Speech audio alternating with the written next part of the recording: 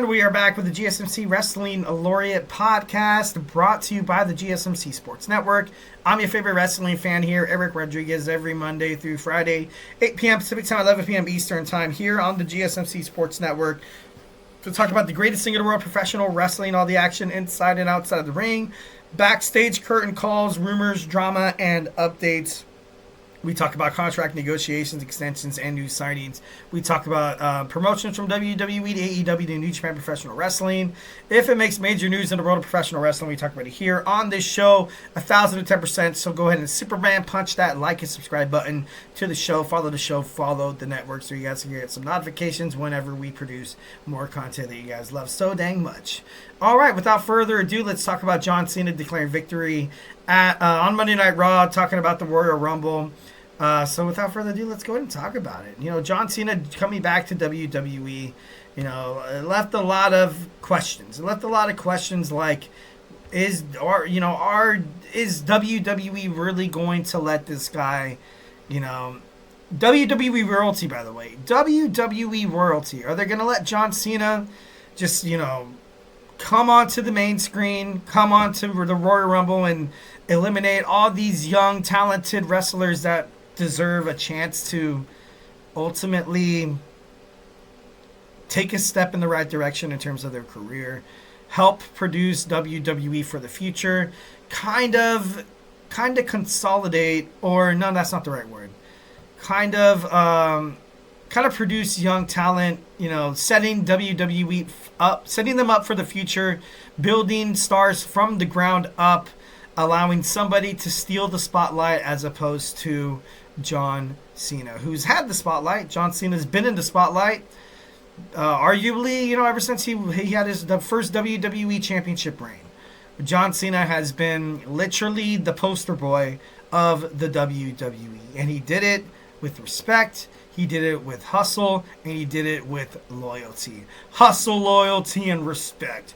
No, I'm just kidding. Nice little plug there. But you think about John Cena. First and foremost, let's backtrack. Let's rewind time here. WWE or WWF, however you guys want to remember WWE back in the day, with the whole steroid scandal and stuff like that, and like Vince McMahon too, you know, inside the negative public eye, which he still is, obviously. You know, I'm not, you know, trying to get into that or whatsoever, you know, I'm not talking about, you know, allegations or trying to do anything like defamation or anything like that. So let's, you know, John Cena has literally represented the WWE with absolute zero negative public relation, you know, surrounding WWE. He was literally the poster boy of WWE, didn't do anything wrong, represented the company. Kids absolutely adored, idolized. John Cena was the role model. John Cena was the role model of kids all around the world.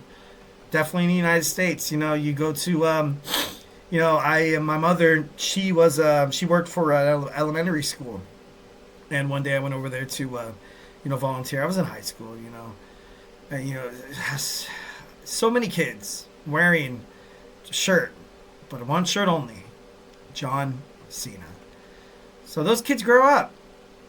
They buy tickets. They get jobs. They buy tickets. They buy merchandise. They go to the WWE events. And pretty soon, they're going to grow up, have kids of their own. Pretty soon, they will be WWE fans as well. So this guy literally set WWE up for decades, maybe even centuries. Just with his presence. Just with the way he was able to connect to the fans. Just by the way he produced himself inside the ring. He produced some of the greatest wrestling matches I've ever seen. One that comes to mind, obviously, you know, a couple years ago when he fought AJ Styles at the Royal Rumble. Definitely one of the best matches I have ever seen in my life. John Cena, biggest babyface in the world. You love to love him, love to hate him. But there's something that makes John Cena kind of stick out more than any entertainer, any sports athlete. This guy is literally down to earth. He's just a good guy. He's just a good guy. You know, the Make-A-Wish Foundation, this guy has, you know, fulfilled wishes more than any other sports athlete. I think he's up around 660 something. And probably still growing. Still growing. This guy acts too. He's in movies. He's funny. He can be an action star. He could be basically anything under the sun that a director would be like, hey, John, I need you to do this. He'll do it. He donates. Donates to charities all around the world.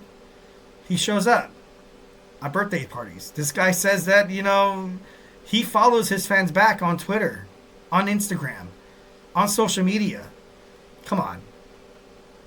If you're a star, if you're a wrestler, if you're a sports star, do you really invest time in literally clicking that, follow back button? No, you don't do it. But John Cena does. John Cena is literally the role model of how every, not just wrestler, how every sports athlete should be in terms of connecting to their fans, as opposed to, not, like I said, not trying to throw shade, but, let's just call it what it is. Think about some examples here. Kevin Durant, NBA star. Everybody loves Kevin Durant. He has a lot of fans. He has a lot of, he has a lot of revenue surrounding his brand. And for him to go on TV, I'm representing my brand, I'm not going to let anybody talk mess about me on social media. Sometimes, Kevin Durant, to his fans, sometimes he's not the great, sometimes he's not the best guy. And that's nothing against Kevin Durant. There's a lot of sports athletes who literally cash checks, look in the mirror, they're like, all right, how could I change the world today? They look in that mirror and they're like, it's got to make sure you're doing well. John Cena doesn't do that. He doesn't look through a mirror. He looks through a window. A window on the tallest skyscraper on earth, sees the world, and is like, how could I be a better person? How could I affect lives positive with the platform that I have? Professional wrestling, which is really, there's a niche, an audience around it. WWE allowing this guy to win his third Royal Rumble, and it hasn't been done. Has not been done since Stone Cold Steve Austin, who won it 1997, 1998, and in 2001. So it's been some time. 24 years to be exact. We've had back-to-back winners. Hulk Hogan, 1990, 1991. The Heartbreak Kid Shawn Michaels, 1995, 1996. We've had Cody Rhodes, 2023 to 2024. He's not a back-to-back winner. He's literally the best option for WWE to win the Royal Rumble. And I get the, he's going to cripple young, talented superstars. The young, talented superstars were coming from NXT. NXT right now on the CW, they need to keep ratings too. The CW is a cable network. The CW, if you're not getting, ratings, they're going to take you off the air. The NWA, they were doing decent. They were, broadcasting on the CW app. One of the wrestlers thought it would be a great idea to go inside the crowd and do, a bump of controlled substance, thinking that it was, showed how raw the National Wrestling Alliance is, CW thought about it, pulled their contract out, and they're like, no way, no thank you, we're moving on. Sign WWE NXT.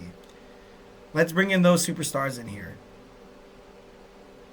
John Cena literally, and you think about you think about all the options. Like CM Punk. I would love to see CM Punk win his first ever Royal Rumble, and by all means, I feel like it's going to happen. But between him and his bout with Seth Rollins right now, maybe Seth Rollins somehow, some way screws over CM Punk, setting a match up. Okay, you ruined my chances to main event at WrestleMania, and then Seth Rollins looks him dead in the face. He's like, you know what, pal? You want a match at WrestleMania? You got it. And then they have a match, and then bam, there that goes. John Cena winning the Royal Rumble. It's not crazy. It's not crazy. I feel like it could definitely happen. Will he challenge Cody Rhodes? I feel like Cody Rhodes would probably be the best opponent for him at this point. because I'm not too sure what's going on with the whole Gunther thing, and they're planning for, Goldberg's last match at WrestleMania 41 in Las Vegas. I hope to God that's not a championship match. I hope to God that's not a wrestling match. But this never say never mentality isn't just a persona he keeps up inside the ring.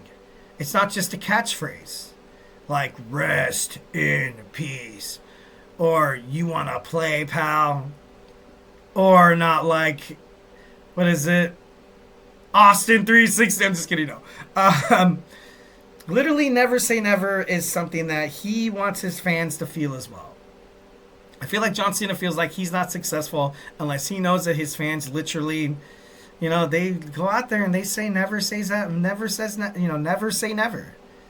No, and it could come from, a little kid in elementary school, for the first time picking up a basketball, playing with some kids he's never met, and be like, oh, I want to make friends.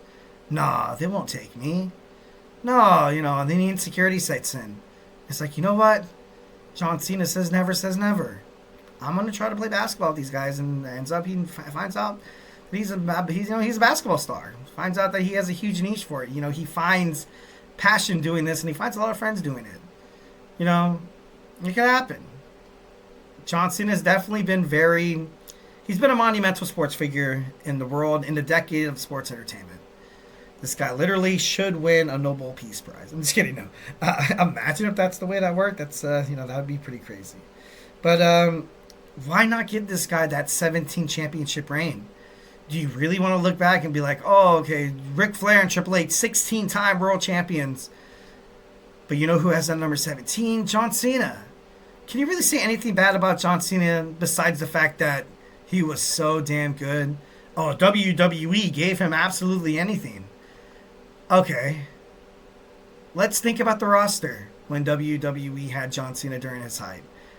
We have Edge, we have Randy Orton, we have JBL, we had an aging The Undertaker, we had an aging Shawn Michaels, we had occasionally Mark Henry doing some damage, we had Rey Mysterio, Batista. If you literally, based on name, image, and likeness, and the fact that who can perform the best inside the ring, isn't that what the American dream is really all about? You do the best at the job, guess what? You're getting that promotion. You do the best, you get noticed, and guess what? You're going to be taken care of. Nobody deserves to be on the top of the Gestapo of WWE more than John Cena. And that's just it.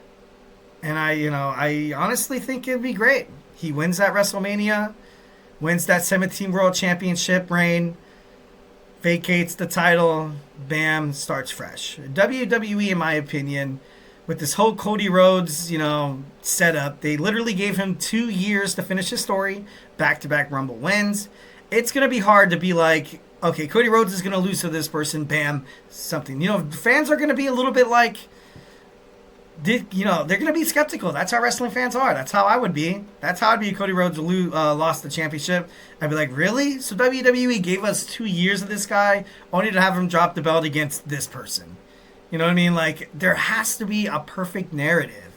And nothing seems more perfect than John Cena winning. Or maybe even perhaps John Cena loses. He main events WrestleMania. Or maybe he fights for that World Heavyweight Championship. There's so many different storylines that you could derive from John Cena basically being all he can be at WrestleMania. And I feel like all in all, it's going to be perfect. All in all, I feel like WWE, especially under Triple H Paul Levesque era, this could be special. This could definitely be something special. All right, guys, our fifth and final segment, we're going to hop into it. Jeff Hardy states, per reports, that he said that he could have been better than John Cena, of course, without all this substance abuse, drugs, and alcohol. So we're going to talk about his comments when we come back. So grab your favorite snack, grab your favorite ice cold beverage, and join me here in about 25 seconds. So, hey, do not go absolutely anywhere.